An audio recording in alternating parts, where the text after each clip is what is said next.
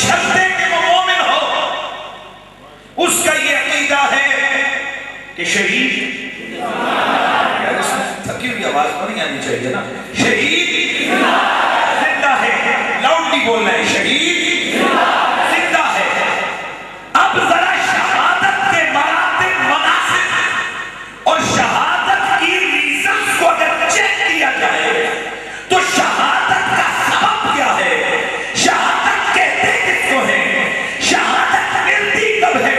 کہ جب بندہ آمنہ کے چاند کے دین کے لیے، اعلاء کلمت اللہ کے لیے، نبی کی ناموس کے لیے، نبی کی عزت کے لیے، نبی کی تقریب کے لیے، نبی کی ذات کے لیے، اللہ کی عظمت کے لیے، خدا کے دین کی سر بلندی کے لیے اپنا سر کٹائے دنیا کی نظر میں، وہ مر جاتا ہے۔ قرآن کہتا ہے مردہ نہیں، اسے سوچنا بھی منع ہے۔ مردہ کہنا تو دور، مردہ سوچنے پر بھی اللہ نے پیڑ لگایا۔ اور میں جملہ کہہ کے آگے بڑھتا ہوں، شاید کہ اتر جائے تیرے دل میں میری بات۔ یاد رکھیے شریعت نے سوچوں پہ کہیں بھی پابندی نہیں ہے۔ میں بڑی ذمہ داری سے عرض کر رہا ہوں، اگر کسی نے چوری کا سوچا، شریعت کہتی ہے یہ چور نہیں۔ یہاں قانون والے بھی بیٹھے ہیں، آپ ان سے دریافت فرما لیجئے کہ قانون اس وقت پکڑتا ہے جب آپ ایکٹ کرتے ہیں۔ اب میں اگر اس وقت ذہن میں سوچوں کسی جرم کے بارے میں تو کیا کوئی مجھے گرفت میں لا سکتا ہے؟ اس لیے یاد رکھیے قانونی شرعی کسی بھی اعتبار سے سوچوں پہ پابندی نہیں ہے۔ اور اگر آپ کچھ سوچتے ہیں تو اس پہ آپ پہ کوئی بلیم، کوئی الزام، کوئی گناہ، کوئی پکڑ، بولیے پھر بولیے ہاں۔ نیکی کا سوچیں تو نیکی مل جاتی ہے۔ یہ حدیث پاک ہے، من ہم حسنۃ کتبت لہ حسنہ، مسلم کی حدیث۔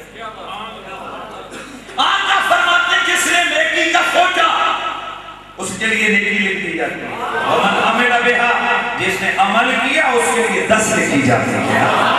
من جاء بالحسنۃ فلہ عشر امثالھا، اللہ فرماتے ہیں جس نے ایک نیکی کی اس کو 10 گنا اجر عطا کیے جائیں۔ لیکن گناہ کا یہ کانسیپٹ نہیں ہے، گناہ کی سوچ پر پکڑ نہیں ہے۔ بولیے گناہ کی سوچ پہ پکڑ، گناہ کے خیال پہ کوئی گناہ نہیں ہے۔ یعنی شریعت نے سوچوں پہ پابندی نہیں لگائی، لیکن شہید کی زندگی کا انکار، شہید کی زندگی کا انکار، یہ اتنا بڑا جرم ہے کہ مالک کونین اعلان فرماتا ہے وَلَا تَحْسَبَنَّ الَّذِينَ قُتِلُوا فِي سَبِيلِ اللَّهِ أَمْوَاتًا، جو اللہ کی راہ میں مارا جائے اسے مردہ گمان بھی نہیں کرنا، اسے مردہ سوچنا بھی نہیں ہے۔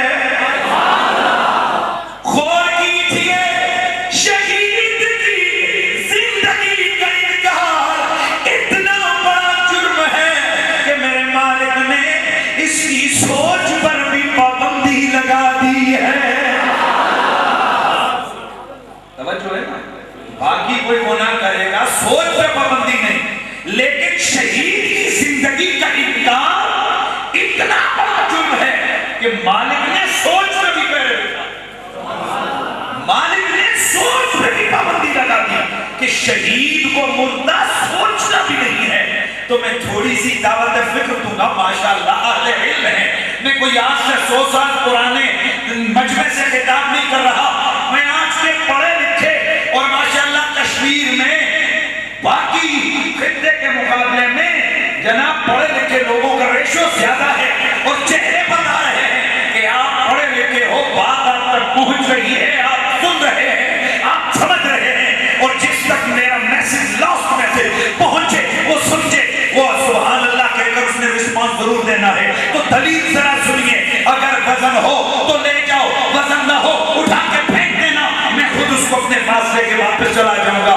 اس دکان پہ سودے کی واپسی کا کوئی جرمانہ نہیں ہوتا۔ تو سنیے جو جملہ بول رہا ہوں، شہید کی زندگی کے انکار پر قرآن نے پہرا بٹھا دیا، یعنی شہید کو مردہ کہنا تو ہے ہی بڑا خطرناک، مردہ سوچنا بھی منع ہے۔ تو ذرا فیصلہ کر، جو نبی کے لیے مرے اسے مردہ کہنا بلکہ مردہ سوچنا بھی منع ہے، تو خود نبی کو مردہ کہنا کیسے درست ہو سکتا ہے؟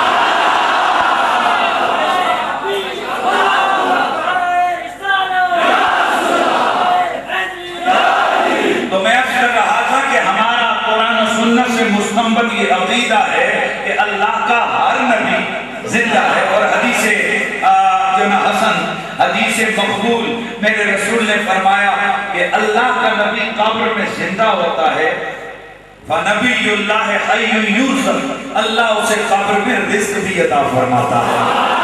میرے آقا نے ایک اور پیشن گوئی اور ایک اور جو نا عظمت کی بات اپنے امتیوں کے لیے، ایک اور انعام کی بات فرما دی، اور وہ کیا ہے؟ میرے آقا فرماتے ہیں وَمَا مِنْ أَحَدٍ يُسَلِّمُ عَلَيَّ إِلَّا رَدَّ اللَّهُ عَلَيَّ رُوحِي حَتَّى أَرُدَّ عَلَيْهِ السَّلَامَ۔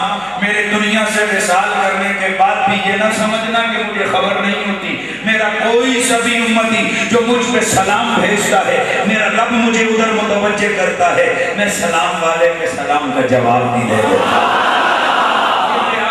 حدیث ہے تو صاحب جب نبی کا جواب ملتا ہے سلام کا، تو اس سے بڑا اور کیا ہمیں مرتبہ اور مقام چاہیے؟ لہذا بلند آواز سے بارگاہ رسالت میں نذرانِ درود و سلام پیش فرمائیے، صلی اللہ